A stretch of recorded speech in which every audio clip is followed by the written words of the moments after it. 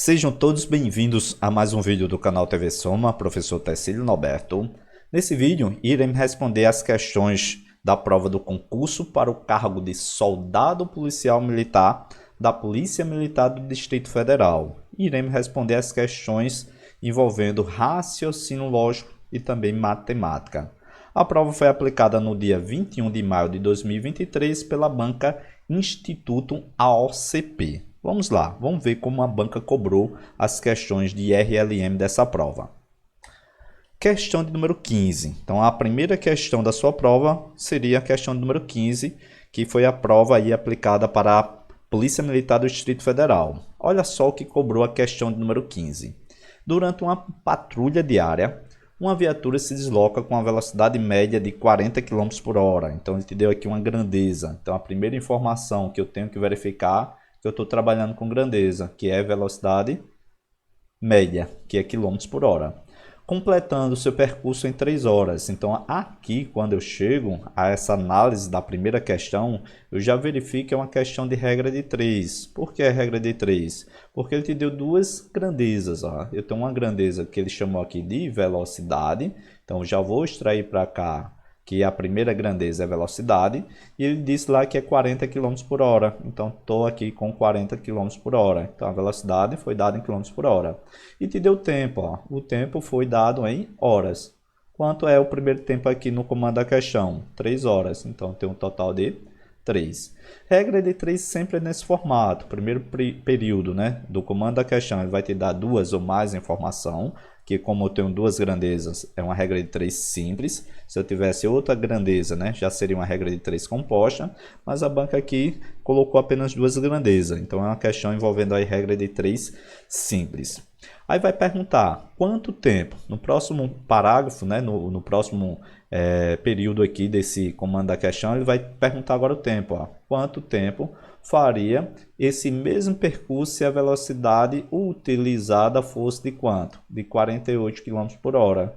Então, ele te deu mais uma informação que é referente à grandeza e ele vai te pedir a quantidade em tempo, ó, que é a outra grandeza. Ele quer saber quanto tempo esse mesmo a patrulha vai fazer se aumentasse aqui a velocidade para 48 km por hora. Então, tenho aqui 48 km por hora. É uma questão de regra de 3 inversamente proporcional. Toda vez que eu quero analisar tempo e velocidade, você vai perceber que uma grandeza aumenta e a outra vai diminuir. Quando uma aumenta e a outra diminui, isso daqui é um clássico caso de questão envolvendo regra de 3 inversamente proporcional.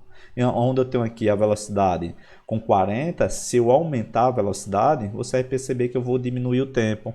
Então, aqui, onde eu tenho lá 40 km, essa patrulha chega lá nesse deslocamento, nesse percurso em 3 horas. Se eu aumentar a velocidade, ó, quanto maior for a velocidade, o tempo aqui será reduzido. Quanto mais rápido eu for, o tempo que vai chegar aqui para completar esse percurso será menor. Por isso que é uma regra de 3 inversamente proporcional. Então, como é que eu resolvo a regra de 3 inversamente proporcional? Você verifica que aqui é uma grandeza, onde eu tenho lá duas razões, aqui é uma ideia de proporção. A regra de 3 inversamente proporcional é só você multiplicar o de cima pelo de cima e o de baixo pelo de baixo. Ó. Então, se é inversa, você multiplica de forma aqui que mantenha uma multiplicação de fração. Então, vou pegar o valor do x, que é o valor desconhecido. Regra de 3 sempre será uma razão, sempre vai ter uma multiplicação com uma divisão. Se você observar o que está em cima de x, ele vai multiplicar o 40. Então, é o x, onde eu tenho que encontrar o valor desconhecido, ele vai multiplicar o 3 vezes 40. E esse 48, se você observar, seria 48 vezes x. Ó. 48 vezes x ficaria aqui. Só que quando eu jogo ele lá para o outro lado da igualdade, ele vem dividindo. Então, passa para o outro lado, já coloco ele aqui dividindo. Ou seja, seria 3 vezes 40 e 48 vezes x. Jogando 48 para o outro lado, ele passa dividindo. Dá para fazer uma simplificação? Dá perfeitamente. Ó. Vou fazer aqui uma simplificação. Vou dividir tanto em cima como embaixo por 4. Poderia ser por 3? Poderia. 48 aqui dá para dividir por 3. Mas eu vou dividir aqui por 4, ó, porque estou enxergando que tanto o 40 como o 48, eles são divisíveis por 4. Então, vou ter o valor do x igual ao 3, que eu não fiz nada, fica aqui em cima. E agora, se você observar, o 40 dividido por 4 vai ser 10, então vai ser multiplicado por 10. 48, onde eu vou dividir por 4, vai ficar 12. Dá para fazer outra simplificação, outra divisão? Dá. Agora eu posso simplificar esse 3 com 12. Fazendo essa simplificação agora por 3, dividindo o 3 por 3 e dividindo também o 12 por 3, a gente vai perceber que eu vou ter uma multiplicação agora. Aqui é 1, 1 vezes 10, vai ficar o próprio 10. Embaixo, no denominador, eu vou ter lá 12 dividido por 3. 12 dividido por 3 é 4. Ou seja, teria que saber fazer essa divisão. 10 sobre 4. Ou uma divisão 10 dividido por 4. Fazendo aqui essa divisão para encontrar o valor em horas, né? E também em minutos. Então, fazendo essa divisão, 10 dividido por 4. Observa que seria 2, né? Quando eu quero fazer aqui a divisão 10 por 4 seria 2. E 2 vezes 4 é 8, para 10, 2. Ou seja, eu já imagino que vai ser 2 horas, exato. Aqui a unidade é em hora. O tempo que eu estou analisando aqui é em horas, por isso que eu vou ter 2 horas. E quantos minutos? Agora eu tenho que saber que o valor que restou para mim aqui é uma fração correspondente de hora. Ou seja, sobrou para mim 2 dividido por 4, 2 quartos de hora. 2 quartos de hora é 2 quartos de 60. Para eu transformar em minuto, eu pego o que sobrou, faço com aquela divisão e multiplico por 60. Porque esse 2 quartos, se você observar, dava para perceber que é meio, dá para simplificar o 2 com 4. Vai dar 1 sobre 2 é meio, seria 2 horas e meia. 2 horas e meia seria 30 minutos, Meia hora significa dizer que é 30 minutos. Mas dava para fazer aqui, Dava para você fazer essa multiplicação, depois eu fazer a divisão. Ou simplesmente eu posso fazer já essa divisão, Se eu tenho lá 60 e vou dividir por 4, observa que vai dar 15. Seria uma multiplicação. 2 vezes 15 daria um total de 30. E essa unidade aqui seria em minutos. Está aqui em minutos. Aqui eu tenho 1 hora, 2 horas, é exato. E a fração correspondente a minutos seria 2 quartos de 60. E 2 quartos de 60 seria 30 minutos. Por isso que você deveria marcar como resposta correta a alternativa letra B. Se eu fosse continuar aqui, dava para colocar? Dava para colocar. Se você na hora da prova pegou lá o 10 dividido por 4 e colocou de forma decimal, você vai ver que também dava o mesmo resultado. 2 vezes 4 é 8, para 10, baixa 2. Quero continuar. Na matemática, você coloca um zero, você coloca uma vírgula. Então, ficaria ali 20 dividido para 4. 20 dividido para 4 seria 5. 5 vezes 4, 20. Para 20, nada. Seria 2 horas e eu tenho aqui a metade de hora. A metade de hora, uma hora tem 60 minutos. A sua metade seria exatamente 30 minutos. Então, também daria como resposta correta a alternativa letra B. Questão número 15, uma questão também envolvendo regra de 3, onde vai trabalhar com porcentagem. Então, a questão, a prova focou aí na primeira questão, regra de 3 inversamente proporcional, e agora na questão 16 ela também vai trabalhar com regra de 3, só que agora é diretamente proporcional, porque eu estou trabalhando com a ideia de porcentagem. Então, quando eu estou trabalhando com a ideia de porcentagem, sempre você consegue fazer esse tipo de questão por regra de 3. Onde o comando da questão dizia que uma certa mercadoria era vendida por R$200 a unidade e teve um aumento de 25%, chegando a custar R$250. Então, eu tenho duas grandezas, porque é regra de 3. Eu tenho uma grandeza relacionada a reais, que ele te deu aqui, que é 250, muito cuidado, eu não vou colocar 200, porque está vendida a unidade e teve um aumento. Eu tenho que colocar o que foi aumentado aqui, que vai passar a custar R$250. Então, relacionado a dinheiro, eu tenho aqui o valor R$250. Esse R$250 em porcentagem, em percentual, isso daqui é 100%. É o valor real, é o valor agora que vai custar aí essa mercadoria. Então, eu tenho 250 correspondendo a 100%. Olha o que ele vai pedir, olha o que o comando da questão te pediu. Caso o dono deseje dar um desconto, então vou trabalhar com a ideia de desconto, sobre os R$250, ó, inicial, para que o valor volte a ser 200. Então a sua pergunta relacionada ao desconto, você teria que saber que de 250 para 200, o desconto foi exatamente R$50. Então eu tinha lá um valor de R$250 e para voltar ao valor inicial, qual vai ser o desconto? R$50. E ele pergunta, a pergunta é exatamente qual deve ser o percentual, que era o percentual desse desconto. Então qual foi o desconto? O desconto foi R$50. Quanto é que corresponde? É um valor desconhecido, onde eu vou chamar de X. É uma questão envolvendo regra de 3, é uma questão envolvendo regra de 3, ó, onde eu tenho lá as grandezas diretamente proporcionais. Se eu tenho um valor 250, se diminuiu relacionado ao seu valor, a taxa percentual também vai diminuir. Quando as grandezas aumentam ou aumenta, isso é diretamente proporcional. Se diminui, ó, é diretamente proporcional. Aqui, em regra de 3, você vai olhar que é uma proporção. Quando é diretamente proporcional, você multiplica o de cima com o de baixo, e o de baixo, ó, com o de cima. É aquele famoso meio pelos extremos. Se eu quero encontrar o valor desconhecido, o valor de x, você vai perceber que regra de 3 sempre vai ter uma divisão e vai ter uma multiplicação. Vai ter uma multiplicação e um número vem dividindo. Então já coloco nesse formato. O valor de x, que é o desconhecido, vai ser igual a uma divisão, que é uma fração. Multiplico quem? 100 vezes 50. Pego o que está em cima de x e faço uma multiplicação cruzada. 100 vezes 50.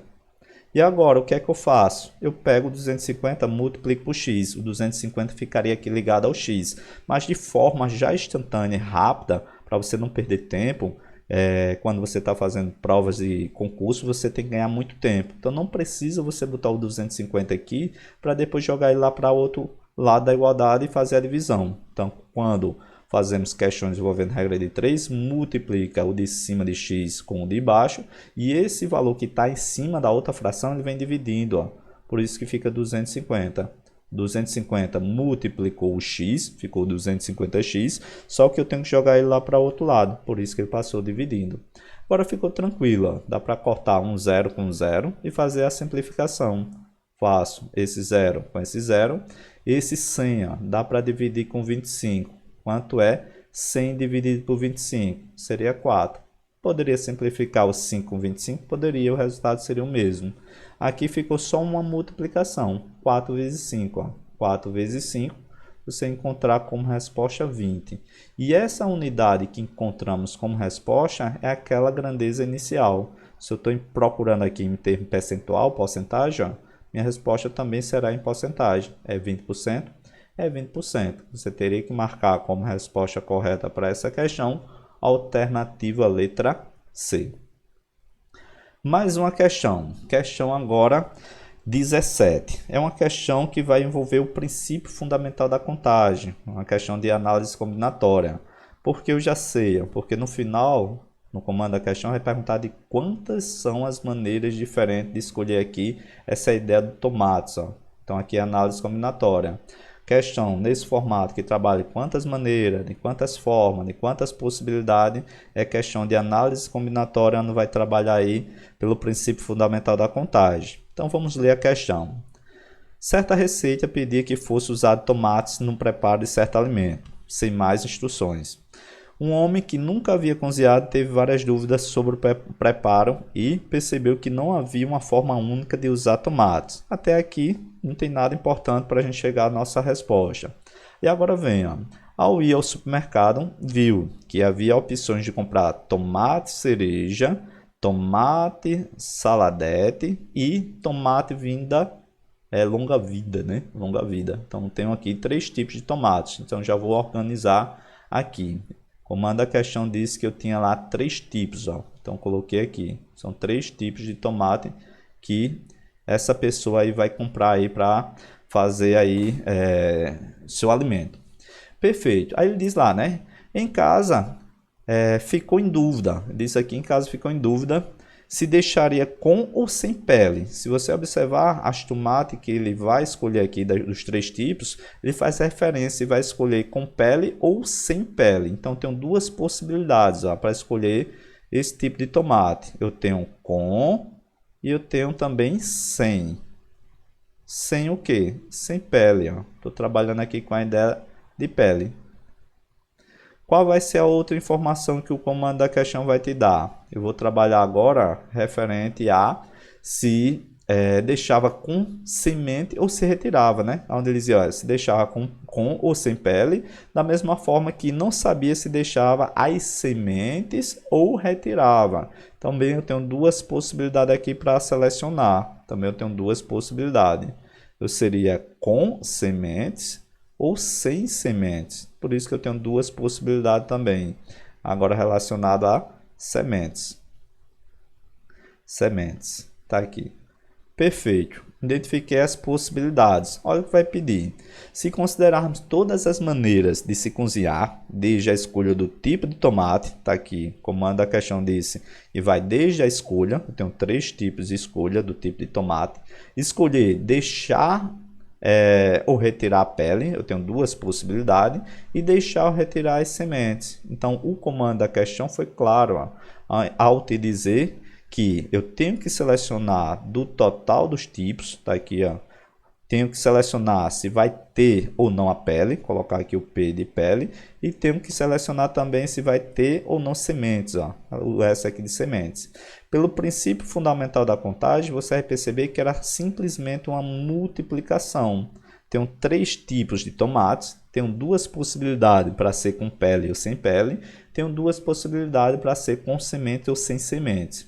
O que faz isso? Quantidade de maneiras de encontrar aqui como é que vai ser realizado aí para cozinhar esses tipos de tomate, é só uma multiplicação. Seria 3 vezes 2, 6. 6 vezes 2 eu tenho um total de 12. Você teria que marcar como resposta correta aquela que tinha 12. Que tem 12, trouxe para você a alternativa correta, a letra A, 12. Questão envolvendo aí o princípio fundamental da contagem. Mais uma questão de número 18. É uma questão agora que vai trabalhar com essa parte de geometria plana, com a ideia de área. Você precisa conhecer quais são as áreas dos principais sólidos geométricos. Olha só o que a questão cobrou. Considere um quadrado de lado igual a raiz de π. Tá aqui um quadrado, vou trabalhar com um quadrado, e ele te deu aqui o lado desse quadrado. O lado será igual a raiz de π unidades de comprimento. E eu tenho também um círculo de raio R, unidades de comprimento. Se as áreas, aqui é muito importante, se as áreas dessas 2 figuras são iguais, então ele te deu aqui uma igualdade das áreas dessas 2 figuras. E o comando da questão pede para medir o raio desse círculo. Então, qual vai ser o tamanho aqui do raio? Então, a primeira coisa que eu tinha que saber era relacionada às áreas. Ele diz lá que as áreas são iguais. Eu tenho aqui uma área do quadrado, ele vai ser igual à área desse círculo que ele te deu. Vou colocar aqui uma bolinha para representar o círculo. Então, eu teria que saber que a área do quadrado é exatamente L ao quadrado, é lado vezes lado, quadrado, para eu calcular a área, a sua fórmula é simplesmente multiplicação dos lados. Então, o quadrado tem 2 lados, então seria lado vezes lado, por isso ficou o lado ao quadrado. E eu precisava também saber a área da circunferência, ou desse círculo, né? Tá aqui que ele disse que era um círculo.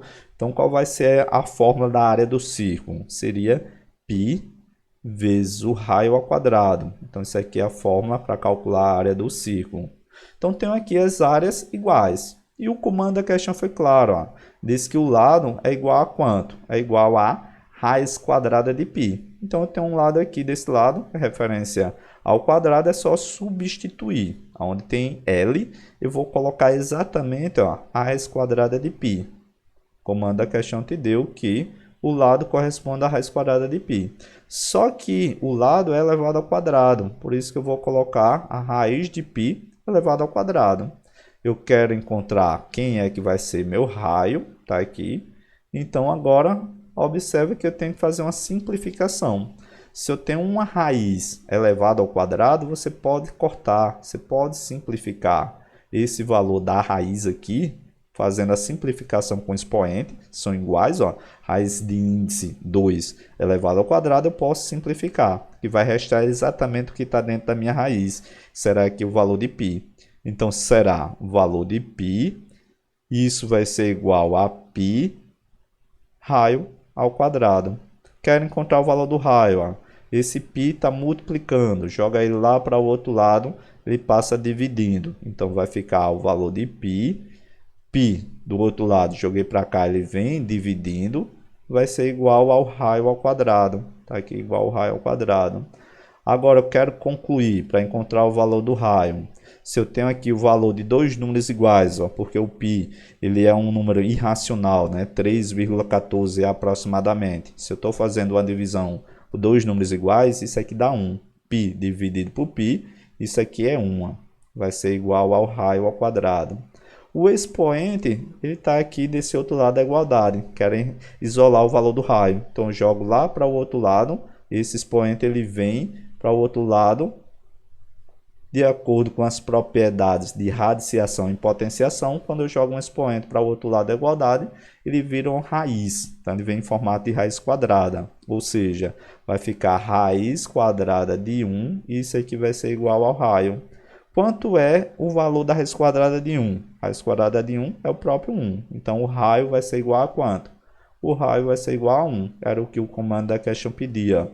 Qual vai ser o raio do círculo? O raio do círculo, a gente vai perceber que ele equivale a apenas uma unidade. Uma unidade, você teria que marcar como resposta correta a alternativa letra B.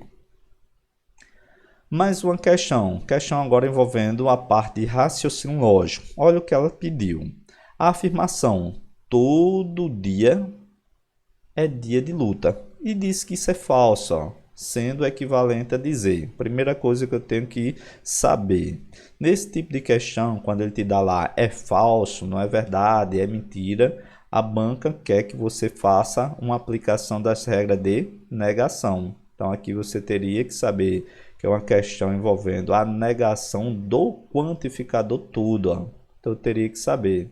Esse tipo de questão, inclusive tem aqui no nosso canal diversas questões resolvidas de como negar os quantificadores. Para negar o todo, a gente determinou aqui uma regra, é aquela regra do a pé mais não, ó. Então a regra para você acertar a negação de uma proposição onde vem ligada ao quantificador todo, com o quantificador universal, é a regra do a pé mais não. Inclusive, eu coloquei aqui disponível no nosso canal que essa regra do a pé mais não é aquela regra onde vai trazer a ideia do concursado, aonde ele passar, quando ele passar na sua prova, quando ele for nomeado, quando ele começar a trabalhar, for fazer análise das suas finanças, né, do seu dinheiro, ele vai fazer um empréstimo. E esse empréstimo é justamente para financiar seu carro novo.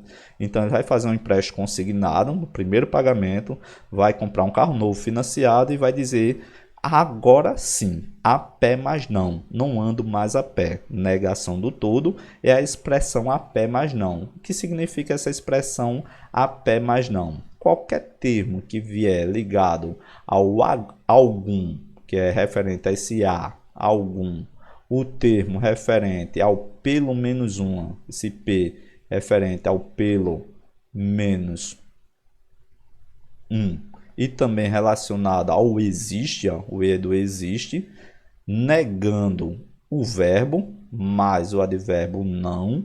Isso aqui é a regra que satisfaz aí a negação do todo. Você teria que procurar nas alternativas qualquer termo. Tem que vir lá, algum dia não é dia de luta. Está correto? Está correto. Pelo menos um dia não é dia de luta, também está correto. Existe dia que não é dia de luta, também estaria correto. Então você teria que marcar que a única alternativa que vai te dar lá o algum mais a negação, ó, é justamente a alternativa letra D. Negar todo dia é dia de luta é a mesma coisa, é equivalente a dizer algum dia não é dia de luta. Então, resposta correta para essa questão, alternativa letra D. Mais uma questão de número 20. Uma questão aí onde vai envolver agora a parte de geometria espacial, onde vai trabalhar com a ideia de volumes. O comando da questão te deu aqui. Considere um hexaedro regular. Inclusive foi até bom para você lembrar na hora da prova que essa figura aqui de 3 dimensões, o hexaedro regular, é o cubo. De arestas medindo L unidades. Então o comando da questão disse que a medida aqui do cubo, né, das suas arestas, equivaleria a L unidades de comprimento. Suponha que uma das suas faces, que seja a base, esteja apoiada em uma superfície plana. Se unirmos cada vértice da base ao ponto médio da face oposta à base, determinamos uma pirâmide. Então está aqui. Então, o volume que o comando da questão quer fazer referência é justamente entre o cubo e também a pirâmide. E olha que pediu, ele queria exatamente a diferença entre o volume do cubo e o volume da minha pirâmide. E o valor é aproximadamente, ele diz aqui em termo percentual, vai ser um valor aproximado de quanto relacionado a esse cubo.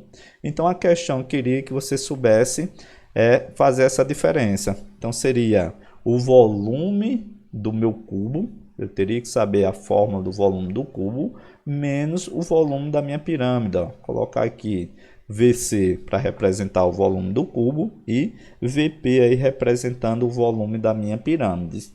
Relacionado ao volume do cubo, você teria que saber que o volume do cubo ele é 3 dimensões, as arestas são iguais e o comando da questão diz que vale L unidades. Então a aresta desse cubo é justamente L. O cubo tem 3 dimensões, então por isso seria a área da base vezes a altura. Como são todas iguais, então vai ficar L elevado ao cubo. O volume do cubo é só você colocar o lado elevado ao cubo. Perfeito. Menos o volume da minha pirâmide. Eu teria que saber que o volume da pirâmide ela é calculado pela 1/3 da área da base, tá aqui a área da base, vezes a altura. Então eu teria que saber quem é que vai ser a área da base e eu teria que saber quem é a altura. O comando da questão trabalhou que essa pirâmide que será realizada aqui, a diferença, ela está exatamente dentro do meu cubo. Então, quando eu faço a área da base, vai ser a área do cubo. Quando faço essa altura, também vai ser a altura do cubo, porque ele disse aqui que vai unir cada vértice da base ao ponto médio da face oposta. Então, quando eu estou trabalhando com essa área da base, vai ser lado vezes lado, né? Que é lado ao quadrado. Então, ficaria nesse formato. Ó. Seria L ao cubo menos 1/3. A área da base é 2 dimensões, por isso que é lado ao quadrado, multiplicado pela altura, que a altura nesse caso será a altura do cubo, que também é L. Multiplicando L ao quadrado vezes L vai dar L ao cubo. Então, seria L ao cubo menos 1/3 de L ao cubo. Agora era simplesmente fazer uma operação de soma de fração, nesse caso, né? Diferença de fração com denominadores diferentes. Aqui eu tenho um L ao cubo e eu quero tirar 1/3 de L ao cubo. Percebe-se que claramente vai ser 2/3 ao cubo, certo? Então, para fazer essa diferença, uma dica para fazer a operação de diferença com denominadores diferentes é você multiplica esse 3 por L ao cubo, que vai dar o próprio L ao cubo vezes 3, que seria 3L ao cubo, tá aqui, ó, 3L ao cubo. Eu conservo aqui o número 3 e faço a subtração de o valor 1. Ou você poderia tirar o MMC. O MMC entre 3 e 1 é 3. Quando eu faço aqui a divisão, vai dar 1, né? Onde eu tenho aqui embaixo, se você observar, aqui é 1. É uma divisão, L ao cubo dividido por 1 é ele mesmo.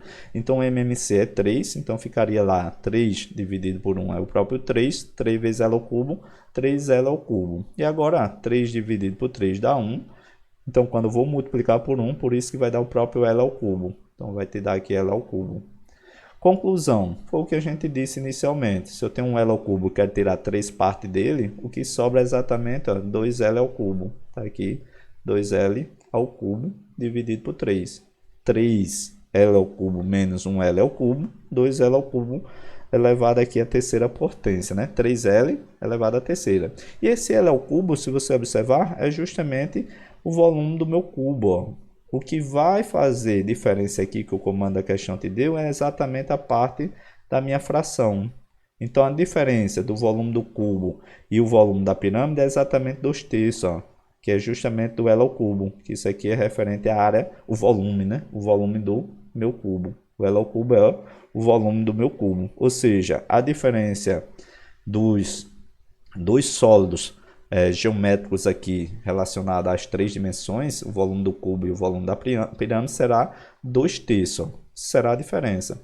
Como está no formato de porcentagem, a gente aprendeu isso até mesmo nos vídeos de probabilidade. Quando eu tenho uma fração e eu quero transformar no formato de porcentagem, basta multiplicar a parte de cima, o numerador, por 100. Se eu multiplicar 2 vezes 100 dividido por 3, eu encontro exatamente o valor aí em porcentagem. O comando da questão disse que queria um valor aproximado, não um valor exato, é um valor aproximado. Então, eu teria que saber fazer essa multiplicação, 2 vezes 100 seria 200, e eu teria que saber que eu tenho que dividir por 3, ó, 200 dividido por 3. Fazendo essa divisão, seria 20 dividido para 3, eu tenho aqui um valor de 6, 6 vezes 3, 18, para 20 eu tenho 2, então vai descer o 0, novamente eu tenho o 20, para dividir para 3 eu tenho novamente o 6, 6 vezes 3, 18, para 20 baixa 2, porque o comando da questão disse que era aproximado, porque sempre vai dar resto 2, sempre vai dar resto 2. Se eu quero continuar, eu coloco o 0 e coloco a vírgula. Você vai observar que vai dar o próprio 6, ó.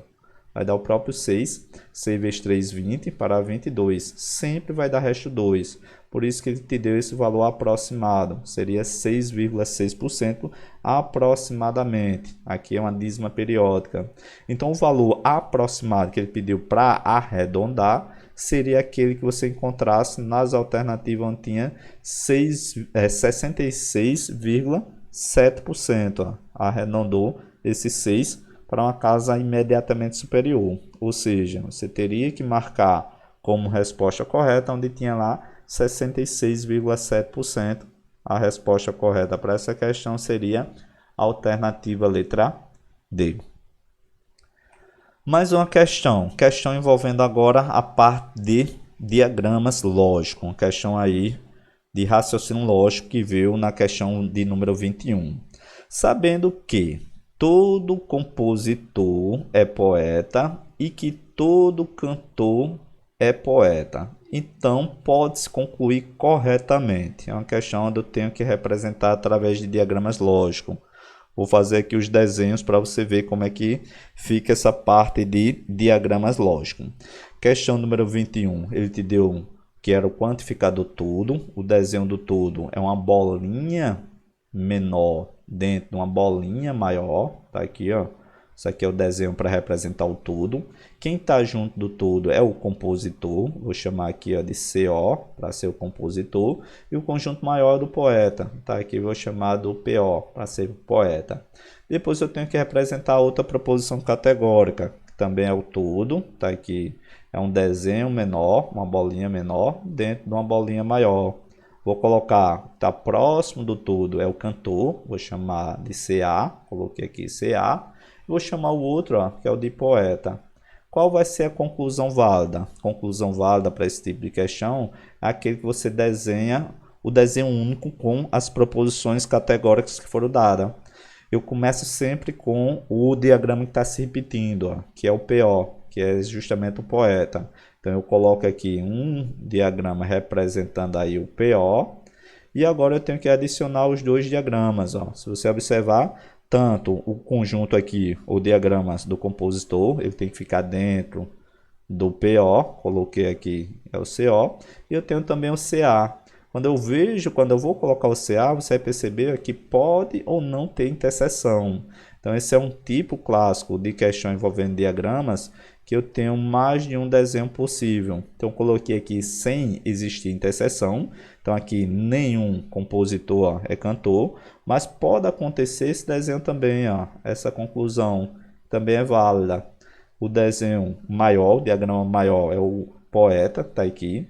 E quando eu coloco os dois diagramas relacionados com o compositor e também com o cantor, você pode observar que pode existir interseção. Aqui está o CO e aqui está o CA. Então pode existir essa interseção. O comando da questão só te deu duas condições. Quais foram as condições? Que todo compositor tem que estar dentro do conjunto poeta. Está aqui, ó, todo compositor está dentro do conjunto poeta. Todo compositor está dentro do conjunto poeta. O que deu a outra condição foi dizer que todo cantor está dentro do conjunto poeta. Então tem aqui, todo cantor está dentro do conjunto poeta. Qual alternativa vai estar correta? Aquilo que satisfazer os dois desenhos. Então vou procurar aí a alternativa que vai bater perfeitamente nesses dois desenhos lógicos que foram criados através da análise dos diagramas lógicos. Então na letra A, tá lá. Todo poeta é compositor. Basta você encontrar uma. Tá aqui um poeta. Esse camarada que eu coloquei aqui é um poeta. Esse poeta, ele é compositor? Se você olhar, o conjunto do compositor está aqui, ó. Encontrei um poeta. Ele não é necessariamente compositor. Quando ele diz lá tudo, ó, isso aqui está errado, porque eu encontrei um. Se eu tiver pelo menos um, já mata aqui, ó, o comando da questão que afirmava que era tudo. Na letra B, ele está dizendo que algum poeta cantor. Vai lá no conjunto cantor, está aqui, ó, esse camarada é poeta. Ele é compositor? Ele é compositor, porque todo cantor é compositor. Então existe aí pelo menos um cantor que é compositor. Aqui bateu perfeitamente. E nesse desenho, ó, tá aqui, ó, se eu colocar um camarada aqui que é cantor, ele é poeta? Ele também é poeta, porque todo cantor é poeta. Então existe lá algum poeta que é cantor? Existe, tanto aqui nesse desenho como aqui nesse desenho. Você satisfaz aqui como resposta correta a alternativa letra B para essa questão. E agora muito cuidado, ó, nas alternativas C, D e E, para você não errar esse tipo de questão. Na letra C, todo compositor é cantor. Se você observar, quando eles lá, todo compositor é cantor, basta eu encontrar um compositor. Se você observar, encontrei aqui, ó, um compositor. Esse camarada que é compositor, ele é cantor. Da mesma forma como ele disse aqui, ó, todo poeta é compositor. A gente basta encontrar um. Se encontrar um, já mata essa ideia do todo. Ó. Quando ele diz lá que todo compositor é cantor, você vai observar que pode existir aqui essa operação de conjunto sem nenhum ser cantor, sem nenhum ser compositor. Não tem nenhuma interseção entre compositor e cantor.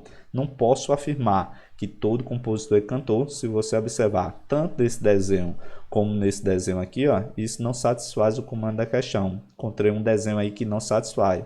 Quando ele fala que é corretamente concluir, tem que ter apenas uma possibilidade de desenho. Então com esse desenho você percebe claramente que cantor e compositor não existe interseção. Perfeito. Agora na letra D, professor, o senhor disse aí que nesse desenho, ó, não existe compositor e cantor. Tá aqui, ó. Essa questão deveria ser anulada?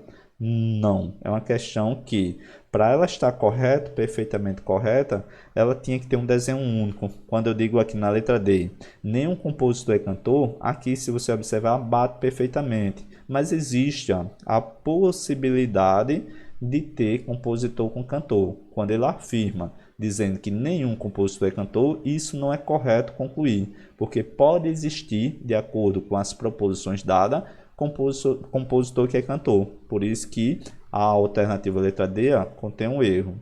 E na letra E? A letra E está dizendo lá, algum compositor é cantor, como o senhor colocou aqui, professor. Algum compositor é cantor, eu marquei essa no dia da minha prova como a correta. Cabe recurso? Também não cabe recurso. Se você observar, tanto a alternativa D e a alternativa E, aqui não está trabalhando com garantia, com certeza. Se o comando da questão tivesse colocado nesse formato, ó, se ele colocasse essa expressão, pode existir compositor que é cantor, aí a gente conseguiria colocar. Isso pode acontecer. Agora, afirmar que algum compositor é cantor, você não vai afirmar isso de forma correta, porque existe a possibilidade de não ter compositor junto com cantor. Por isso que deixou a alternativa, a letra E, errada. Se o comando da questão viesse com possibilidade, realmente podia. Então, por isso que a resposta correta para essa questão, apenas a alternativa letra B.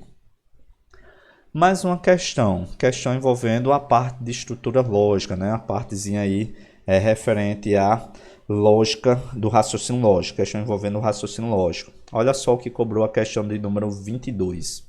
Durante uma ocorrência no DF, a Polícia Militar fez alguns levantamentos e determinou que todos os presentes seriam considerados suspeitos. Então tá aqui, o comando da questão te deu essa informação. No boletim de ocorrência, algumas informações foram anotadas sobre o suspeito, né? Te deu aqui a informação número 1, te deu a informação de número 2, te deu a informação de número 3, te deu a informação de número 4. Olha o que pediu. Se todas as informações estão corretas, então tem que levar essa informação, considerar que todas as 4 informações estão corretas. Pergunta: quantos são os suspeitos desse crime aqui que foi referenciado nessa ocorrência? Então a pergunta que o comando da questão te quer aí é referente a quantas pessoas são envolvidas aí nessa ocorrência. Então eu tenho que analisar essas 4 informações. A primeira informação foi bem clara, bem tranquila. Então, a primeira informação disse lá que havia 5 mulheres. Ó. Se eu quero saber quantos suspeitos, vai ter suspeitos que são mulheres e vai ter suspeitos aqui ó, que vai ser homens. Mulheres, o comando da questão foi claro e te deu. Quantas são as mulheres? As mulheres aqui já foi dada. Então, tem 5 mulheres. Temos 5 mulheres. Perfeito. Agora tem que encontrar a quantidade de homens, porque a quantidade de homens ele não vai te dizer. Ele vai dizer aqui, na informação 2, que entre os suspeitos eu tenho 6 ó, que usa boné, não sei quantos são homens, quantos são mulheres.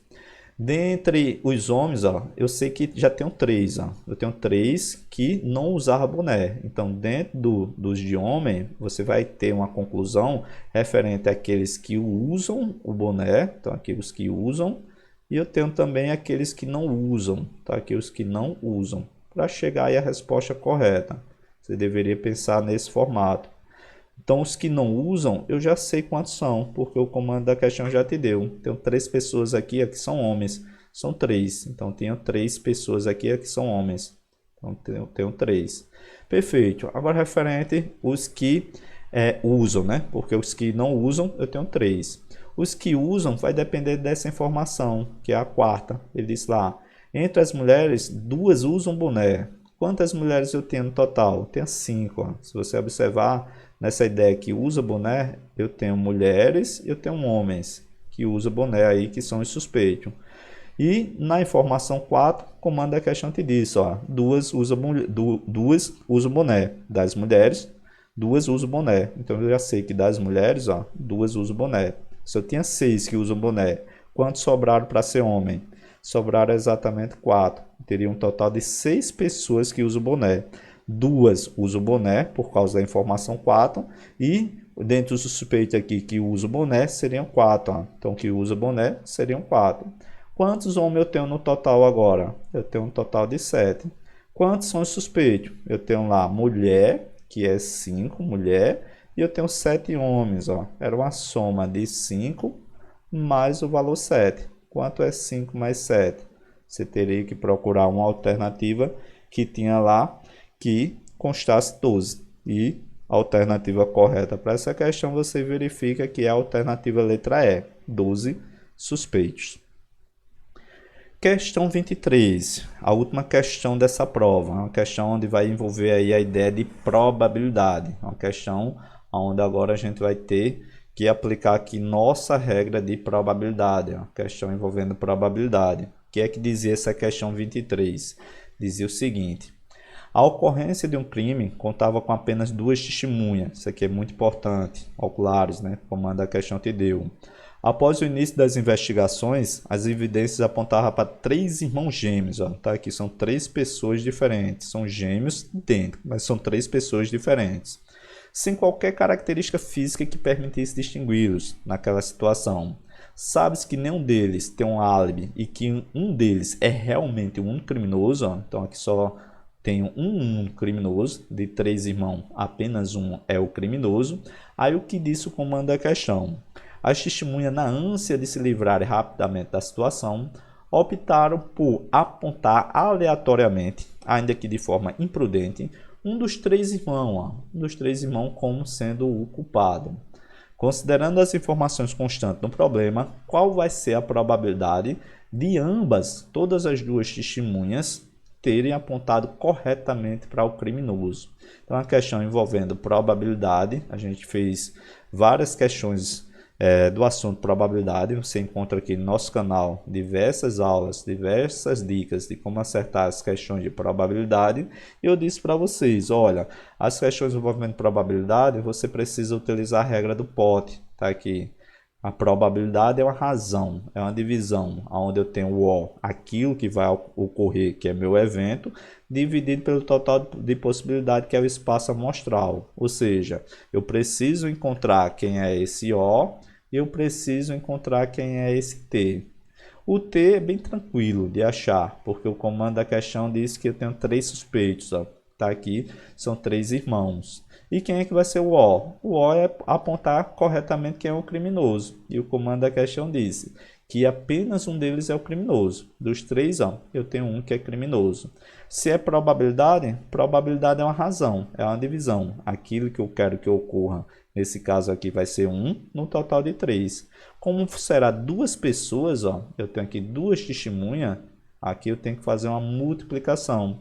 É uma probabilidade com mais de um evento. Probabilidade de mais de um evento, ó, eu tenho que multiplicar as probabilidades. Então, eu tenho aqui a testemunha de número 1, que vai dar aquela informação para acertar quem é o criminoso.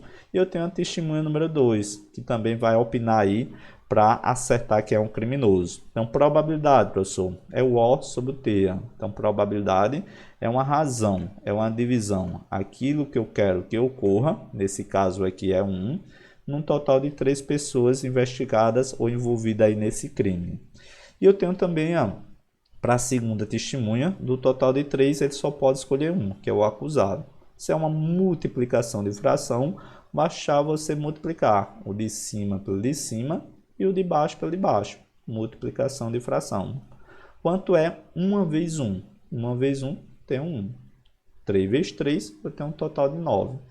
Esse seria o valor correto. Ó. Seria o valor correto. Como o comando da questão vai trabalhar com a ideia de aproximadamente, ó, a ideia que eu vou fazer é um valor aproximado. Se é um valor aproximado, eu tenho que saber transformar essa minha fração em um número em porcentagem. Qual é a dica, professor? O que é que eu tenho que fazer para transformar essa fração em formato de porcentagem, um número percentual? Você vai multiplicar somente a parte de cima por 100. Toda vez que eu quero transformar uma fração em um número em porcentagem, multiplica a parte de cima por 100. Então, seria 100 dividido por 9. Ó. Seria 100 dividido por 9. Agora, eu tenho que retomar a matemática elementar, o ensino fundamental, e fazer uma divisão aqui 100 por 9. Ó. Seria aqui uma divisão 100 dividido por 9. Quanto é 10, né? Porque dá para dividir. 10 dividido por 9 seria 1. 1 vezes 9 é 9. Para 10, baixa 1. Desce quem? Desce o 0. Novamente, ó, tenho 10, vou dividir para 9. Vai dar 1 novamente. 1 vezes 9, 9. Para 10, eu tenho 1. Porque ele deu aproximadamente. Perceba que sempre vai dar resto 1. Ó. Sempre vai dar resto 1. Então, é um valor aproximado de 11%. Você teria que observar que o valor que tem 11% seria a alternativa correta, letra D. Resposta correta, letra D. Certo, pessoal? Então, essa foi a última questão envolvendo as questões de raciocínio lógico e também de matemática da prova da Polícia Militar do Distrito Federal, aplicado pela banca Instituto AOCP. Se você ainda não é inscrito no nosso canal, já te convido a se inscrever para receber várias dicas de como acertar as questões de raciocínio lógico e também de matemática da sua prova. E se essa aula te ajudou, não esquece, curte nosso vídeo e deixe seu comentário. Bons estudos e até o próximo vídeo.